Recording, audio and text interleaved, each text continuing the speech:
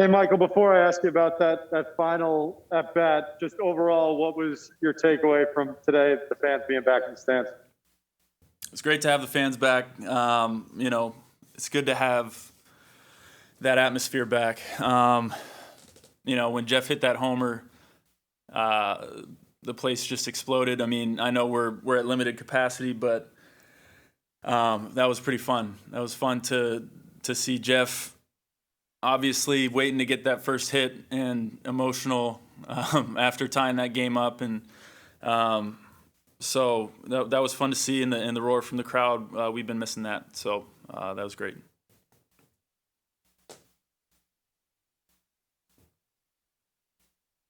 Obviously, a little controversy at the end there. The Marlins thinking you might have leaned into that one. Just what was your takeaway? What was your take on that entire final sequence? Well, obviously not the way that I wanted to win the ball game. I wanted to go up there and put the ball in play and drive a ball somewhere. From my point of view, it was a slider.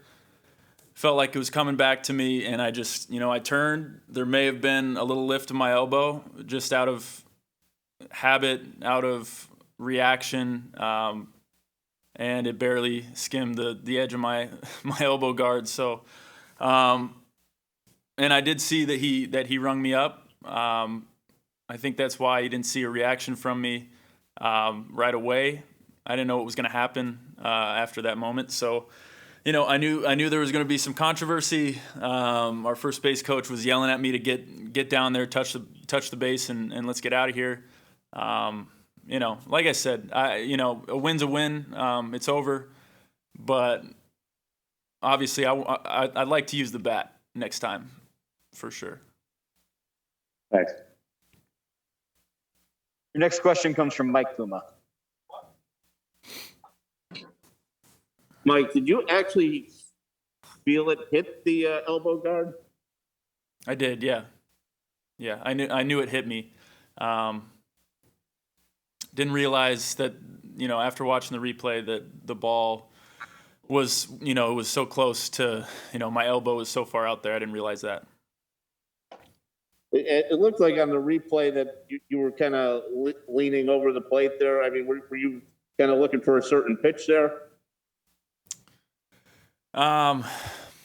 Well, I was really in battle mode, 2-strike battle mode. Early in the at-bat, I was feeling like, he was going to try to get me to keep the ball on the ground. He flipped a get me over breaking ball. And then, the scouting report on him is he's got a good splitter. He's got a good sinker. So I wanted to make sure I got him up in the zone. The next pitch was another slider that kind of caught the bottom of the zone. And, so then at 2 strikes, I just went into battle mode. And I tend to lean over the plate when I get into battle mode. Your next question comes from Tim Healy. Hey, Michael.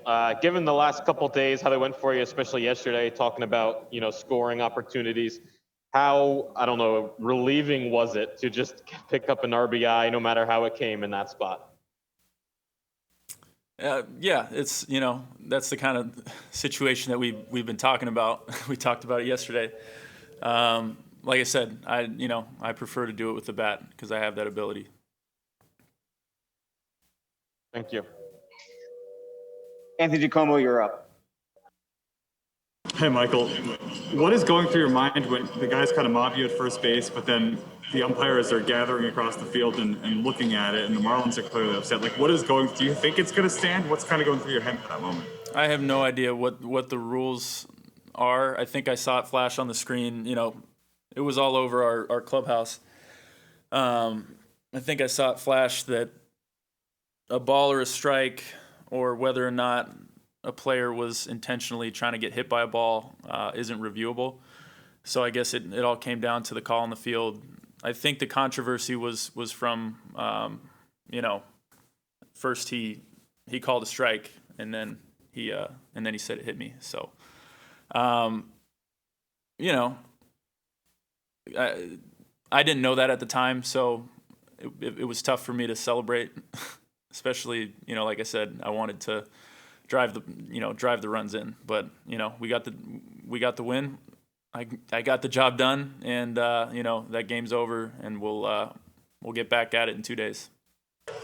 Yeah, given the fact that it was a walk-off and that I would guess it didn't hurt as much as some other hit-by-pitches in your life, is that probably the best hit-by-pitch you've ever had? Yeah, by far. Yeah. Your next question is from Disha Thosar. Hey, Michael, so what was going through your head when they intentionally walked Lindor? It looked like he turned around and was kind of urging you to be ready. What was he saying? He was just saying, "Let's go." He was fired up for me. Honestly, that fired me up as well. And I wanted to make sure I didn't let that get the most of me. I wanted to make sure that I was going up there with a plan. Falling behind 0-2 was not part of the plan, but you got to find a way, and it ended up going in our favor. So a win's a win. Your next question comes from Ed Coleman. Hey, Michael, as you said, you talked about this at length yesterday, so I'm not going to beat a dead horse, but another offer with runners in the scoring position and 11 left on base. And, you guys last year, early on anyway, had a problem getting going in that regard. You worried that it steamrolls at all early on in the season? At this point, I'm not worried. Just 4 games in, like I said yesterday, I'm not worried about it. And we got guys that are great hitters that are, still looking to hit their stride. I think it's too early.